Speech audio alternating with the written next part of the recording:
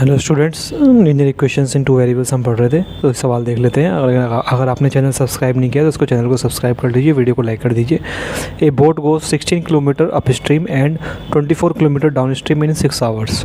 एक नाव 16 किलोमीटर तो जाती है अप स्ट्रीम, ठीक है ना, यानी धारा के विरुद्ध जाती है, और 24 किलोमीटर जाती है डाउन स्ट्रीम, यानी धारा के संग जाती है इन 6 घंटे। मतलब 6 घंटे हमको टोटल टाइम दे रखा है, मतलब इन दोनों का टाइम मिला के दे रखा है। मतलब 16 किलोमीटर का जो ऊपर जाने का, तो एक नाव जो 16 किलोमीटर ऊपर गई पहले, ठीक है, और फिर उसके बाद एक नाव पहले 16 किलोमीटर ऊपर चली गई, यहाँ से गई ऊपर, ठीक है, अप स्ट्रीम गई, मतलब नदी की धारा है, मान लो ऐसे बह रही है, ठीक है।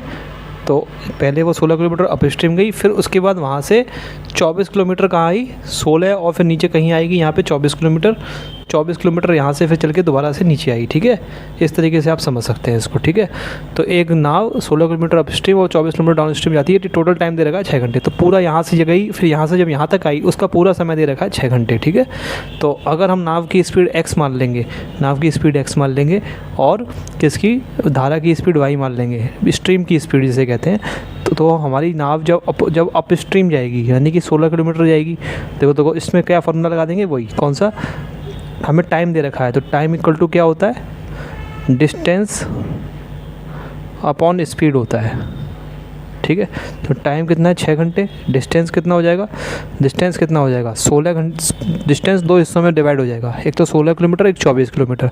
तो क्योंकि पहले हिस्से में अलग स्पीड है, तो 16 डिवाइड बाई स्पीड, ठीक है। देखो ऐसा है ना, टाइम को दो हिस्सों में हम डिवाइड कर सकते हैं, ठीक है ना, टाइम को दो हिस्सों में डिवाइड कर सकते हैं, ठीक है। तो इसलिए हमने क्या किया, distance upon speed plus distance upon दो हमने टाइम में इसको डिवाइड कर लिया। एक टाइम तो वो जब वो ऊपर गई है, और एक टाइम वो जब वो ऊपर से दोबारा नीचे आई है, यहाँ से दोबारा नीचे आई है वो नाव, ठीक है।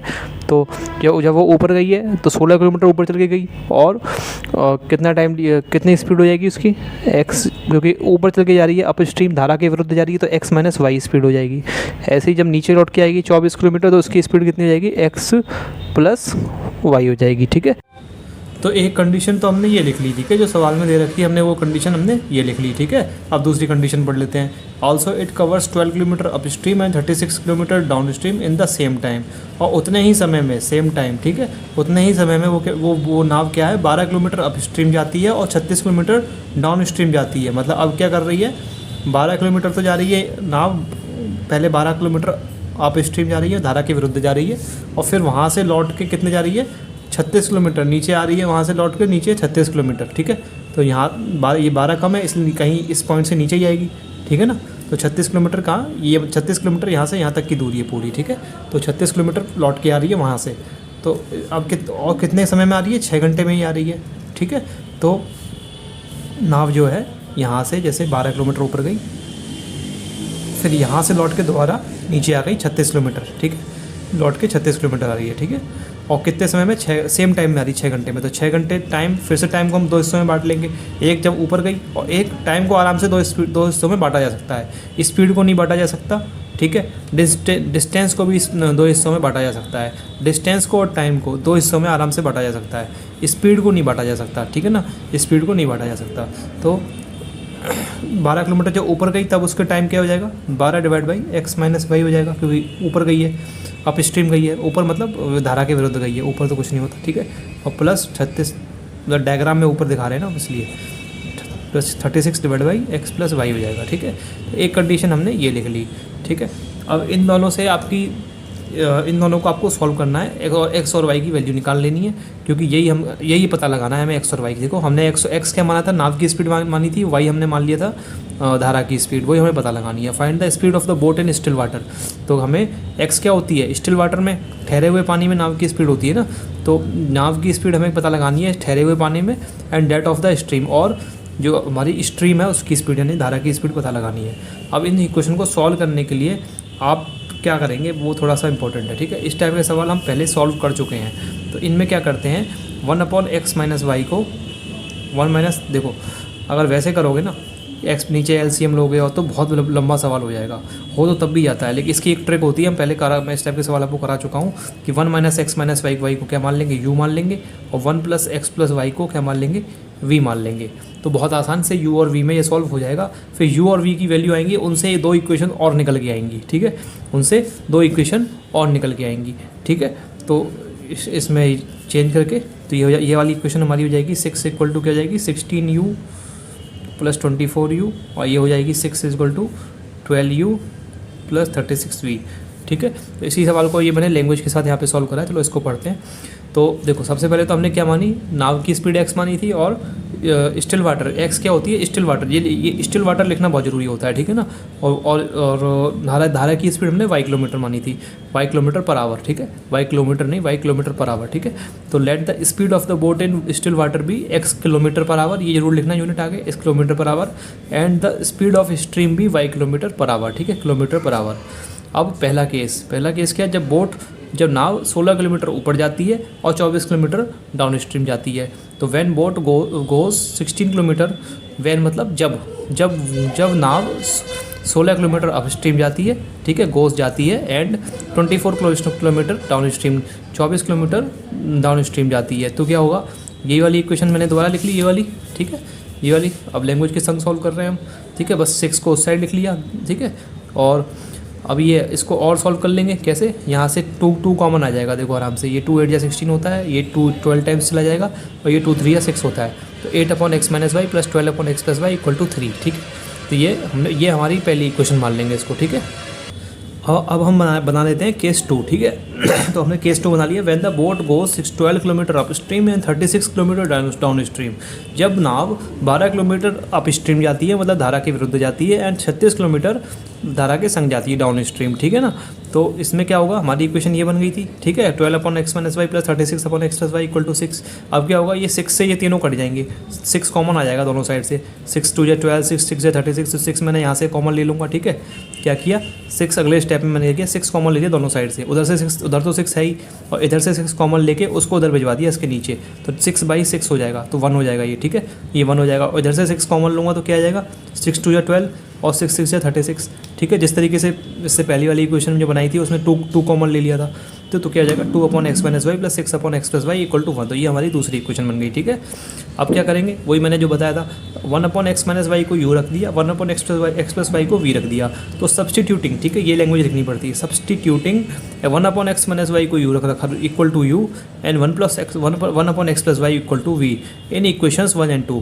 पहली और दूसरी इक्वेशन में हमने क्या रख दिया, इन 1/x - y को u रख दिया, 1/x + y को v रख दिया, तो v गेट हमको क्या मिला, ये इक्वेशन मिल जाएंगी, 8u + 12v इक्वल टू 3 और 2u + 6v इक्वल टू 1, ठीक है। 2 ये x - y 1/x - y u हो गया, तो 2u + 6v इक्वल टू 1, ठीक है। ऐसी पहली वाली क्या हो गई, 8u + 12v इक्वल टू 3, इसको तीसरी मान लिया, इसको चौथी मान लिया। अब देखो इनको सॉल्व करना बहुत आसान है, ठीक है। सॉल्व करना कैसे आसान है, ये 6v है, इधर 12v है, अगर मुझे तो सीधा v को क्या कर देता हूँ, v वाली टर्म को एलिमिनेट कर देता हूँ। तो एलिमिनेट करने के लिए क्या करना पड़ेगा, इसमें 2 मल्टीप्लाई कर देता हूँ पूरी इक्वेशन में, तो ये क्या यहाँ पे 12 बन जाएगी, ठीक है, यहाँ पे 12 बन जाएगी, तो बड़े आराम से एलिमिनेट हो जाएगा। तो वही करते हैं इसमें, ठीक है। तो हमने क्या किया, मल्टीप्लाइंग इक्वेशन 4/2, इक्वेशन 4 को 2 से मल्टीप्लाई कर दिया, and subtracting it from equation 3, और उसको इक्वेशन 3 में से घटा दिया, ठीक है।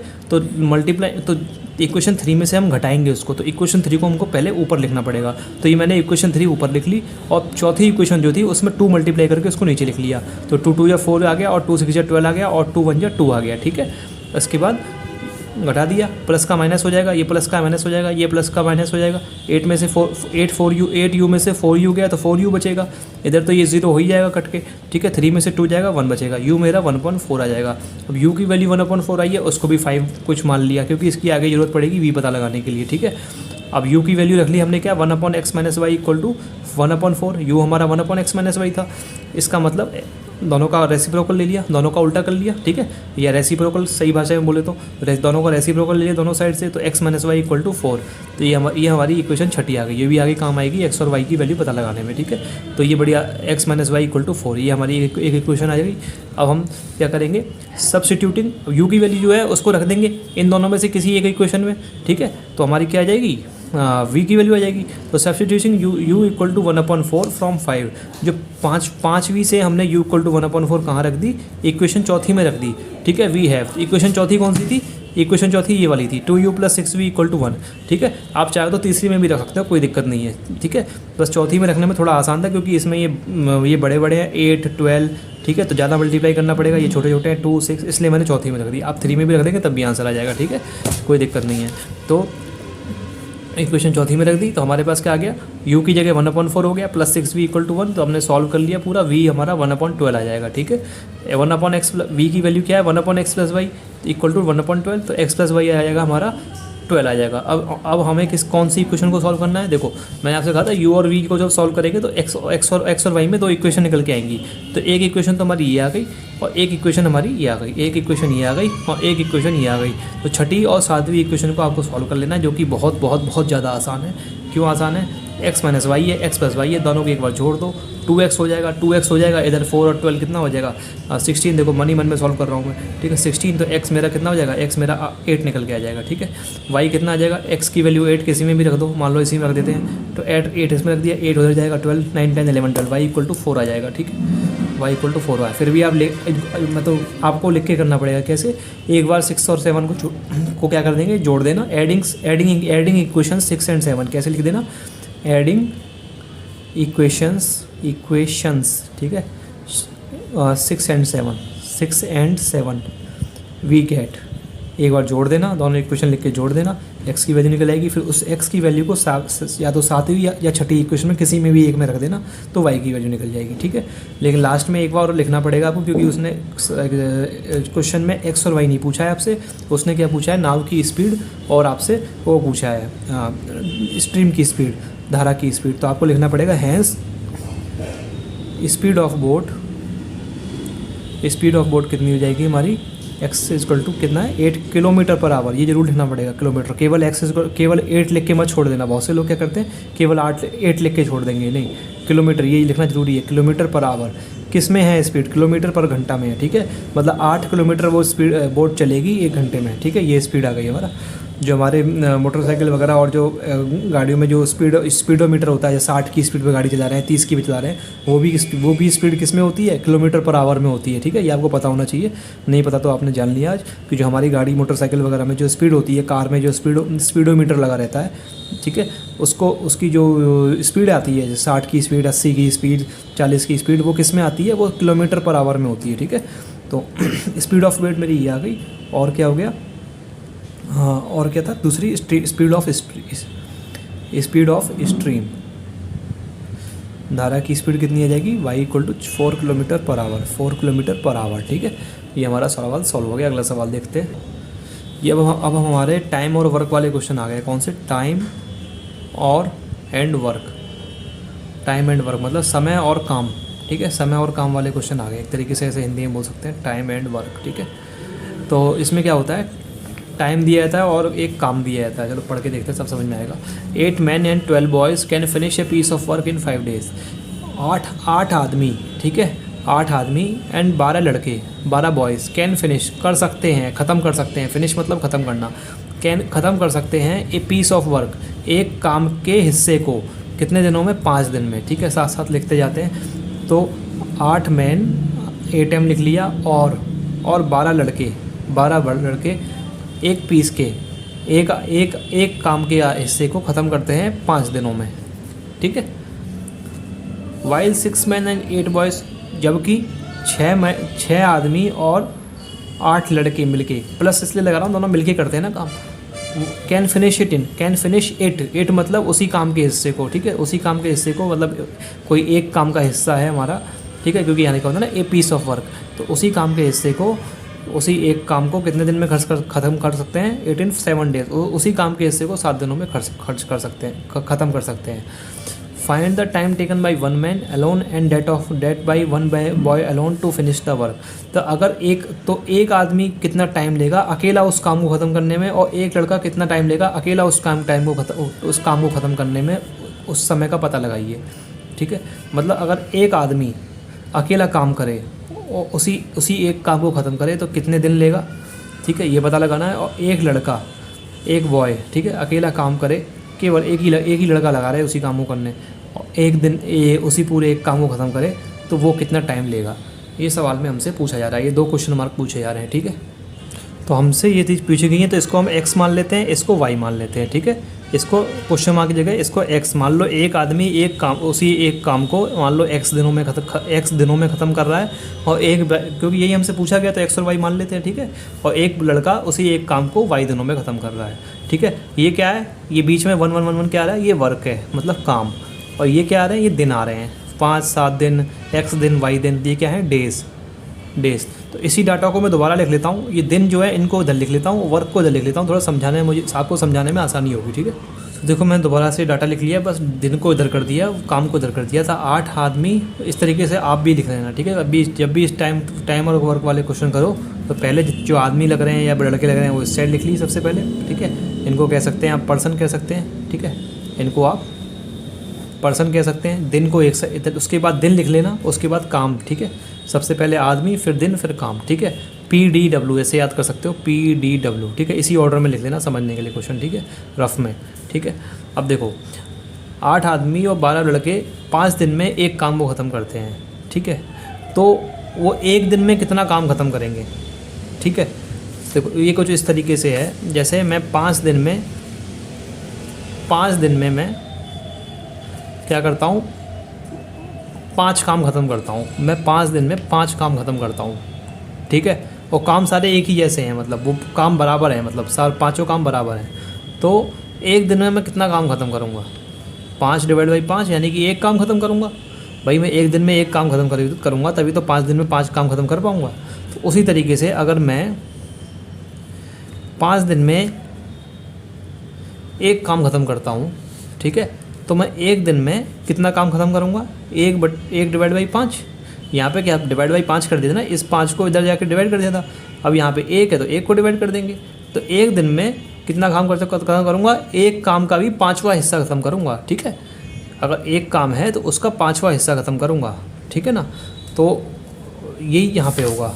देखो 8 आदमी, 8 मैन और 12 लड़के 5 दिन में एक काम ख़त्म कर रहे हैं, ठीक है।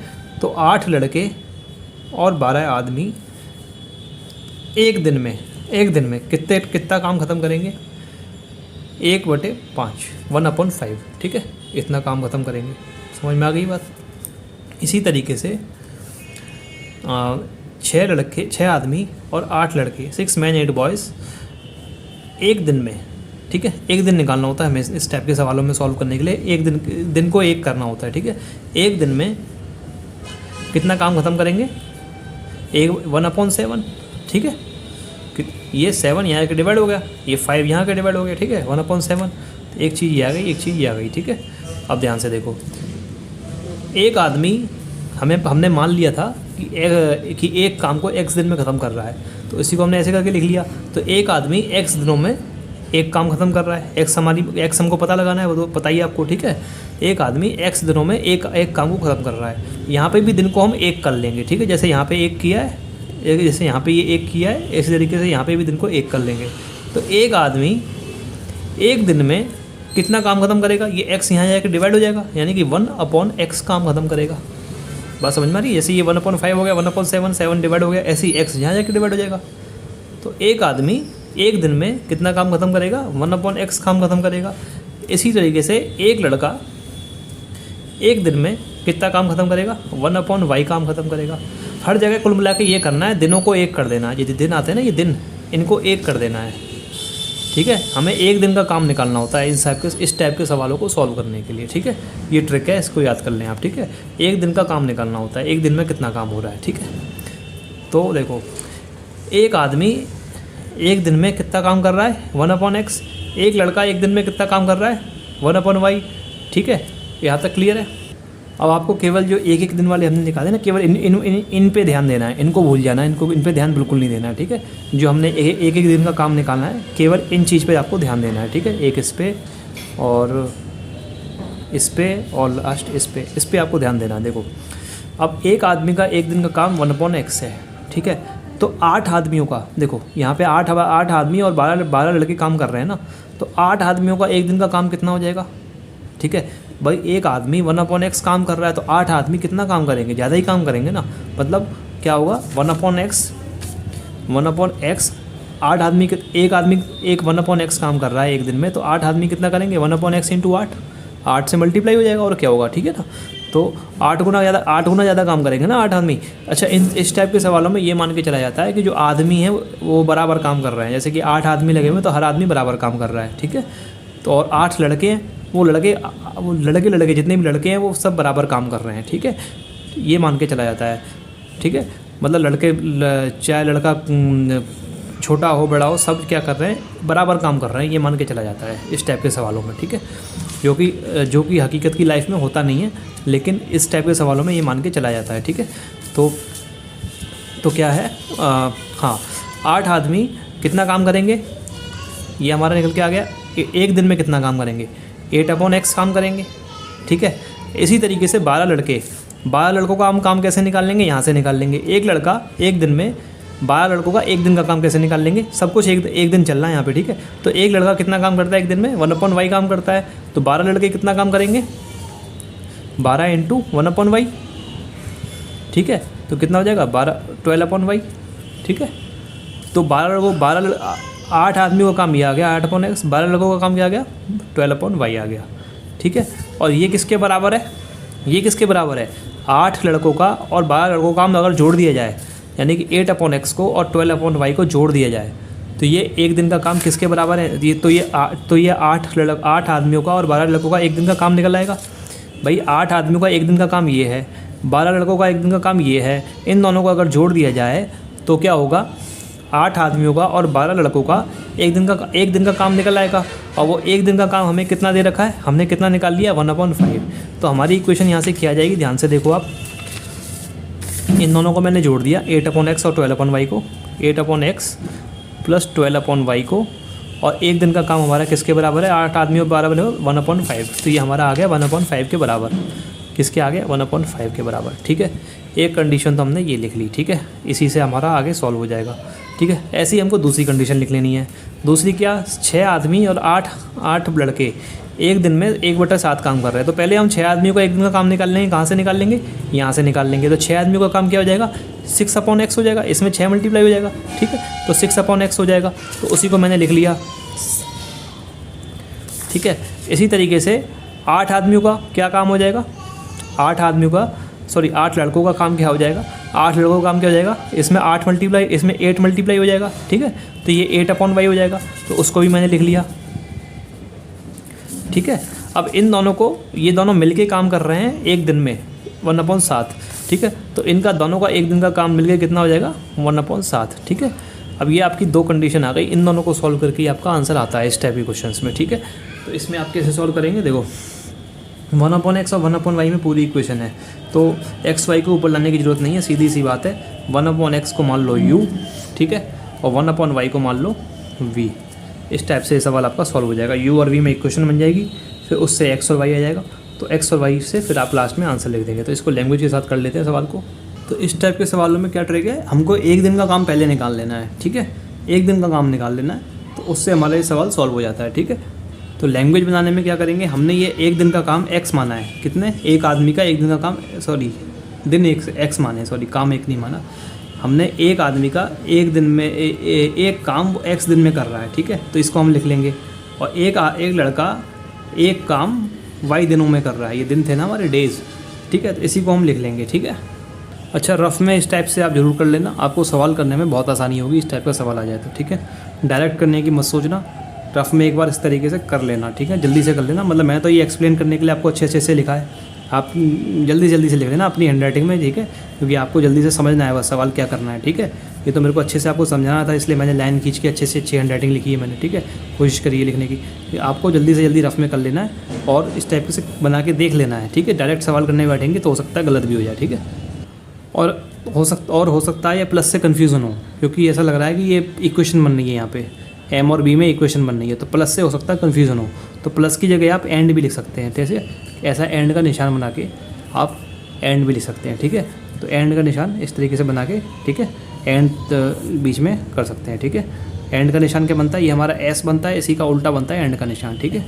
तो आप यहाँ पे प्लस की जगह एंड कर ले तो और अच्छा रहेगा, ठीक है।